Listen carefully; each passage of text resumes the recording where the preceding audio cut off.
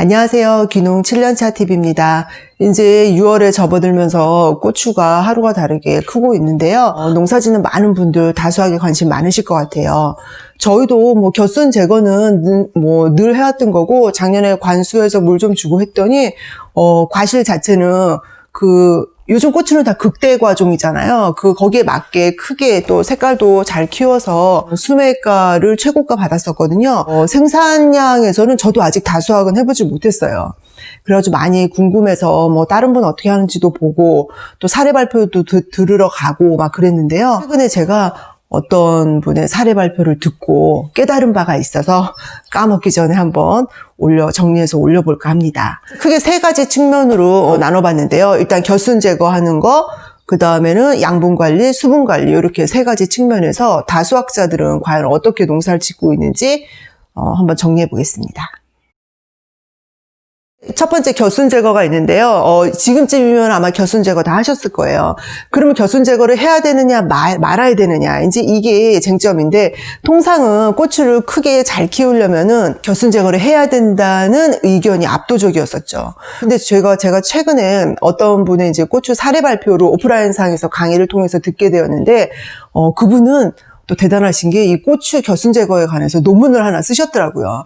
근데 그 논문 결과만 놓고 보면은 겨순 제거랑 겨순 제거 안 했을 적에 비교를 해보면은 겨순 제거를 안 했을 적에가 고추 총량의 무게는 더 나온다는 거였었어요.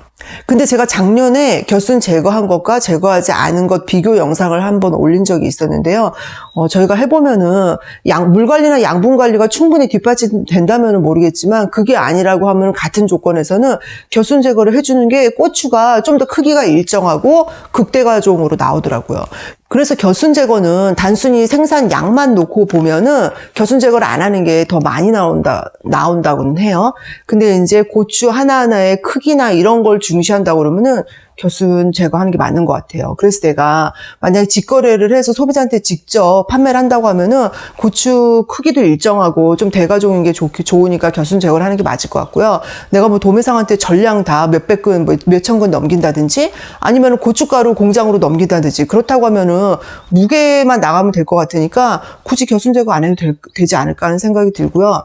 그리고 제가 고추 겨순을 제거하지 않고도 다수확하시는 분 영상을 하나 봤는데, 그분 같은 경우는 관수를 매일 주신다는 거예요. 매일 관수를 하면서 관수할 때마다 관비 비료를 조금씩 넣어서 주신다고 하더라고요.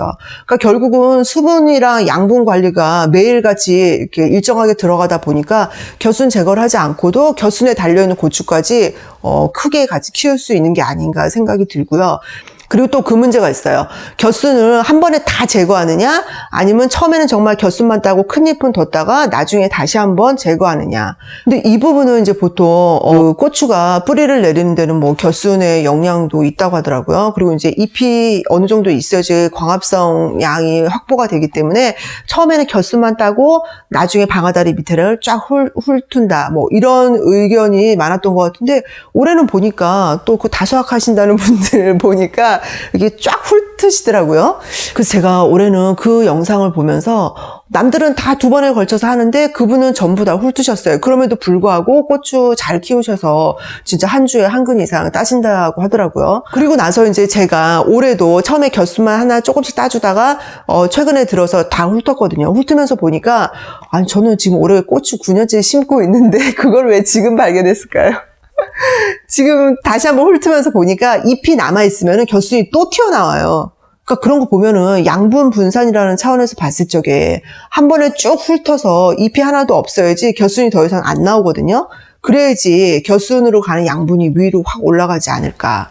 그렇다고 치면은 우리가 정식 후에 겨순 튀어나왔다고 너무 빨리 겨순을 제거하기보다는 보통 20일에서 한 달 정도 있으면은 방아다리 위로도 잎수가 어느 정도 확보가 되잖아요. 그 시점에 한 번에 쫙 훑는 게 어떤 노동력 측면에서도 그렇고, 양분 분산을 막는다는 차원에서도 더 낫지 않을까 하는 생각이 들어요.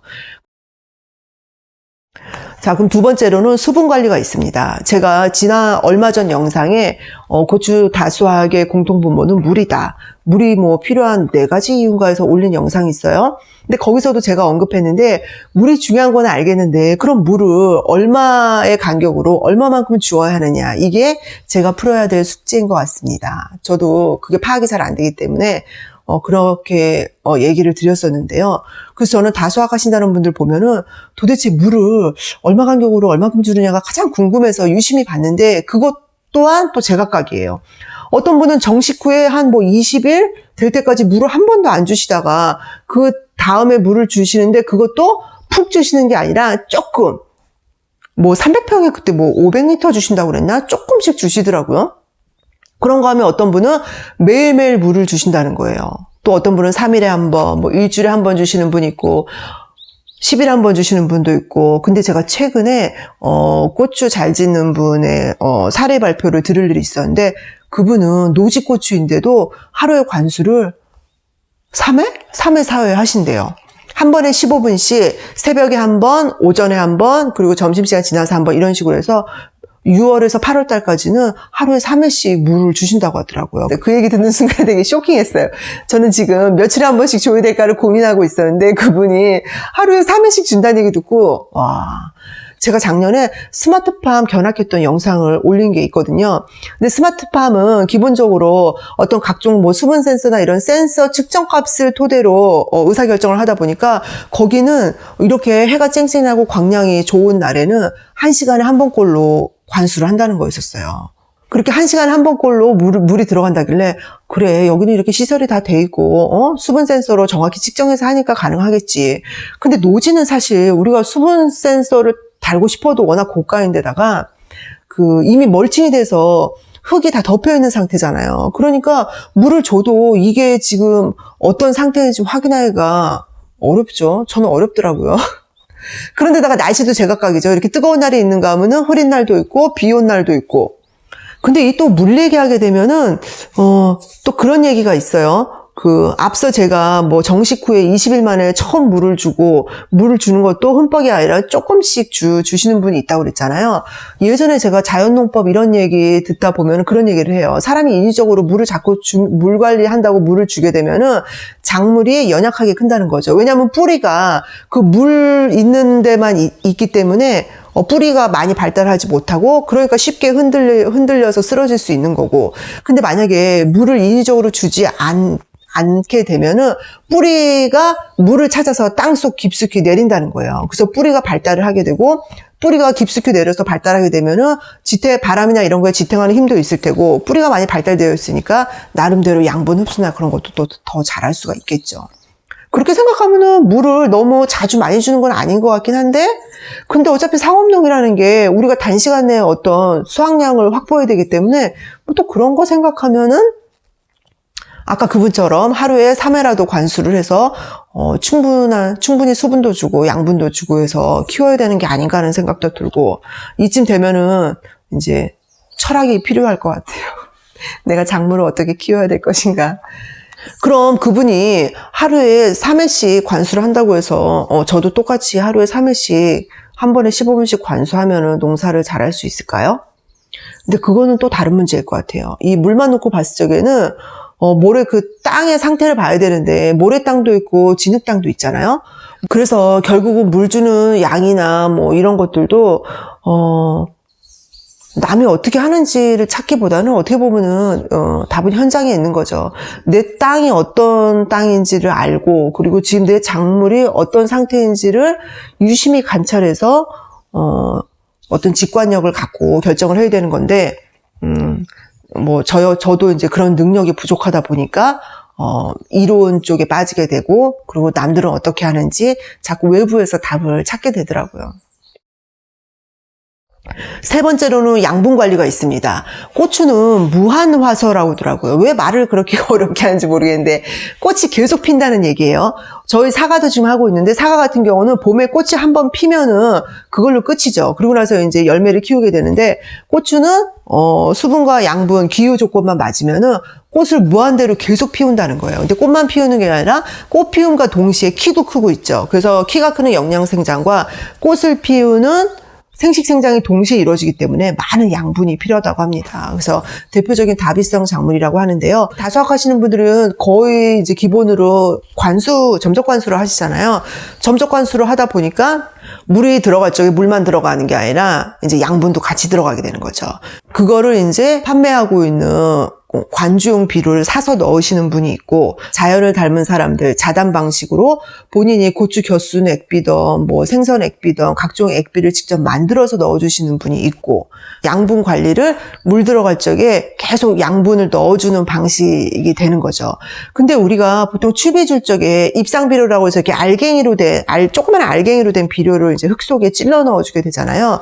근데 식물이 비료를 먹을 적에는 그 알갱이 비료를 바로 먹을 수 있는 게 아니라 어쨌든 흙 속에서 수분이 있어가지고 녹아가지고 플러스 마이너스 이온 상태로 흡수를 하게 되는데, 관수할 적에 비료를 주게 되면 기본적으로 물에 녹아서 들어가기 때문에 흡수량이나 흡수 속도도 훨씬 좋을 거라 생각이 되고요.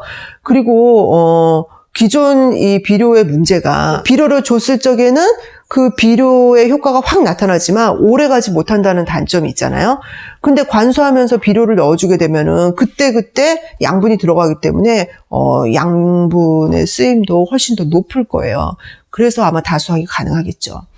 근데 저는 올해 이제 제가 갑자기 또 퇴비에 빠져가지고 퇴비 만든다고 지금 저쪽에 산가지 쌓아놨는데요. 저는 관수가 주가 아니라 퇴비가 주가 되어야 되지 않을까. 그러니까 관수가 기본이 아니라 퇴비가 기본이 되어야 된다라는 생각이 들더라고요. 그래서 우리가 다수학자들이 분명 관수를 기본으로 하는 건 사실이지만, 관수만 갖고 농사가 잘 되는 데는 한계가 있다. 그래서 기본인 퇴비를 잘 만들어서, 퇴비가 기본인 상태에서 관수는 거기에 저는 보조하는 거라는 생각이 요즘 들어서 부쩍 들어서 지금 퇴비 만들어서 부숙된 상황을 봐서 내년이나 후년부터 좀 퇴비를 활용해 볼까 하는데요. 퇴비에 대한 영상은 별도로 한번 올려보도록 하겠습니다. 이론을 빠삭하게 알고 그런 것보다는 사실은 경험과 직관이 중요한 것 같아요.